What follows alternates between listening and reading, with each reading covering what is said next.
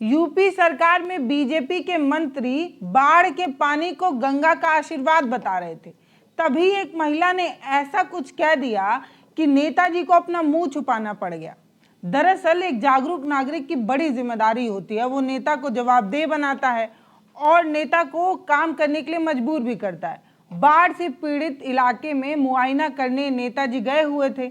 वो इस बाढ़ के पानी में जरूरतमंदों को जरूरत की चीजें पहुंचा पाते, उन्हें राहत पहुंचा पाते। उससे पहले वो बाढ़ को गंगा का आशीर्वाद बताने लगे। लेकिन नेताजी को ये तक नहीं पता था कि जिस इलाके में वो गए हुए हैं वहाँ गंगा नहीं यमुना बहती थी।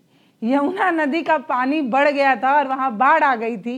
नेताजी को इतना भी नहीं पता था और वो ये कहने लगे कि माँ गंगा ने साक्षात दर्शन दिया है, आपका पैर धुलने आई हैं। बड़े सौभाग्य की बात होती है।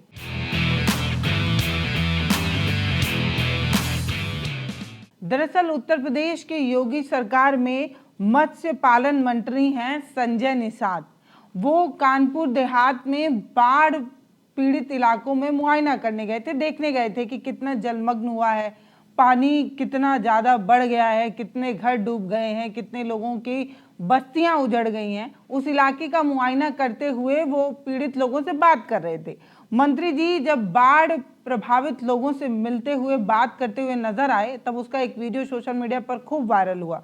वो गंगा मैया के पानी की महिमा बता रहे थे कि कितने सौभाग्य की बात होती है जब माँ गंगा अपने पुत्रों का पैर धुलने खुद ही दरवाजे पर दस्तक दे देती हैं। सीधे स्वर्ग की प्राप्ति होती है जब गंगा खुद ही आपके पैर धुलने आपके दरवाजे पर आ जाती हैं।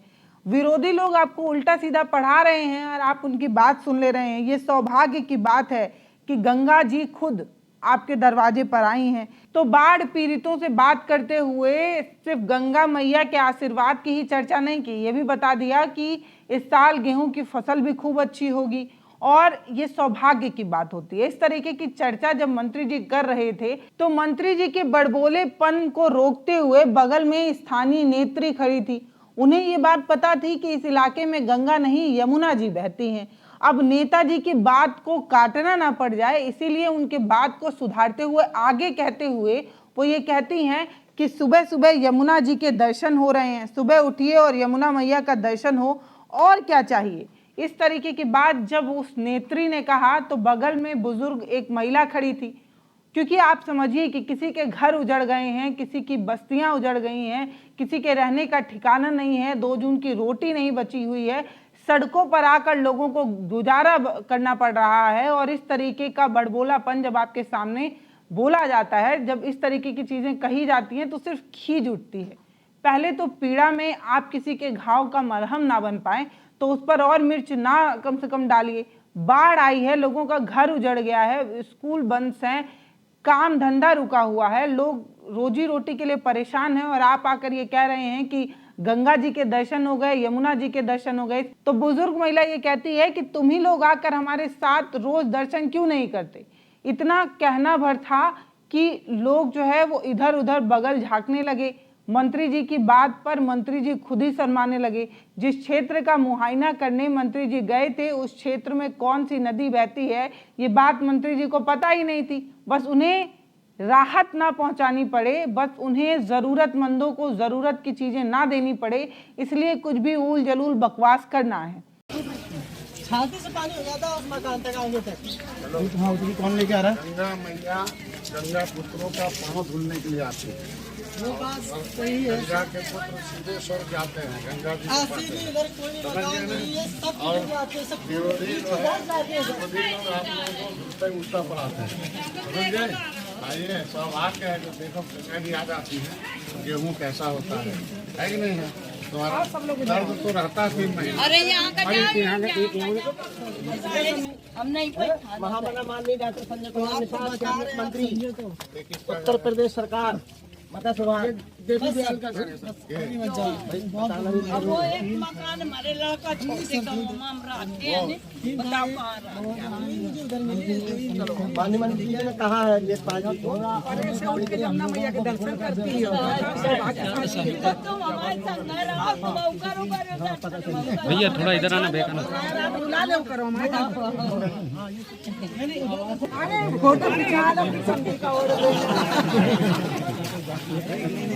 अब इस तरीके की चीज़ें जब सोशल मीडिया पर वायरल होती हैं तो खूब खिल्ली उड़ाई जाती है। इसलिए भी उड़ाई जाती है क्योंकि एक नेता की जिम्मेदारी होती है कि वो लोगों की पीड़ा, उनका दुख, उनका कष्ट समझ सके। अगर नहीं समझ पा रहे हैं तो कम से कम इस तरीके का अमानवीय व्यवहार ना करिए। कम से कम लोगों की पीड़ा तो समझिए। कम से कम ये बात समझिए कि लोगों का घर डूब गया है, उनके संसाधन पानी में जलमग्न हो गए हैं। ऐसे में जब आप कहते हैं कि बाढ़ का पानी जो है वो माँ गंगा का साक्षात आशीर्वाद है, यमुना के सीधे सीधे दर्शन हो रहे हैं, तब इसे असंवेदनशीलता ही कहा जा सकता है, क्योंकि आप दूसरों की पीड़ा, दूसरों का दुख नहीं समझ पा रहे हैं। मंत्री जी ने सोचा होगा कि बाढ़ पीड़ित इलाकों में जाएंगे, वहां के लोगों से बात करेंगे, कुछ तस्वीरें खींची जाएंगी, सोशल मीडिया पर पोस्ट किया जाएगा, कुछ लिखा पढ़ा जाएगा, कुछ लोगों को बताया ये जाएगा कि हम पीड़ितों से मिले थे, उनकी पीड़ा सुनी थी, उसे सॉल्व करने की कोशिश कर रहे थे। लेकिन मंत्री जी को क्या पता था कि टीआरपी पाने के चक्कर में ट्रोल हो जाएंगे। मंत्री जी बाढ़ में राहत पहुंचाने की बजाय अनर्गल जो ये बयान दे रहे हैं वो सोशल मीडिया पर वायरल हो जाएगा। गंगा मैया गंगा पुत्र का पैर धोने उनके दरवाजे पर आई हैं, ये सौभाग्य की बात है। इस तरीके का बेफजूल का बात सोशल मीडिया पर वायरल हो जाएगा और मंत्री जी जो है वो ट्रोल हो जाएंगे। अब ये कहा जा रहा है कि कानपुर देहात के भोगनीपुर क्षेत्र में बाढ़ पीड़ितों से मिलने संजय निषाद गए हुए थे। वहाँ की कुछ तस्वीरें उन्होंने सोशल मीडिया पर पोस्ट की, लेकिन उस तस्वीर की चर्चा कम और वो वीडियो सोशल मीडिया पर ज़्यादा वायरल हो गया, जिसमें वो बाढ़ पीड़ितों को राहत पहुँचाने की बजाय उन्हें इस तरीके का ज्ञान दे रहे हैं। हर चीज़ पर ज्ञान देना है, लोगों को समझाना है कि ये दुख जो है वो आपको आपके सौभाग्य की वजह से मिला है। फिलहाल इस वीडियो पर आपकी जो भी राय हो वो आप हमें ज़रूर लिख कर बताइएगा। आपको वो भी याद होगा जब ऊर्जा मंत्री से ये कहा गया था कि उत्तर प्रदेश में बिजली बहुत कट रही है, व्यापारी व्यापार नहीं कर पा रहे हैं, मशीनें नहीं चल पा रही है, तो ऊर्जा मंत्री जय श्री राम का नारा लगाते हुए आगे बढ़ गए थे।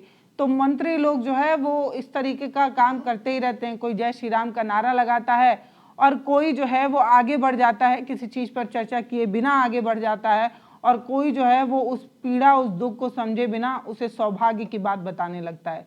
इस वीडियो पर आपकी जो भी राय हो वो आप हमें कमेंट सेक्शन में लिखकर ज़रूर बताइएगा। वीडियो को शेयर कीजिए, चैनल को सब्सक्राइब करिए। बहुत धन्यवाद।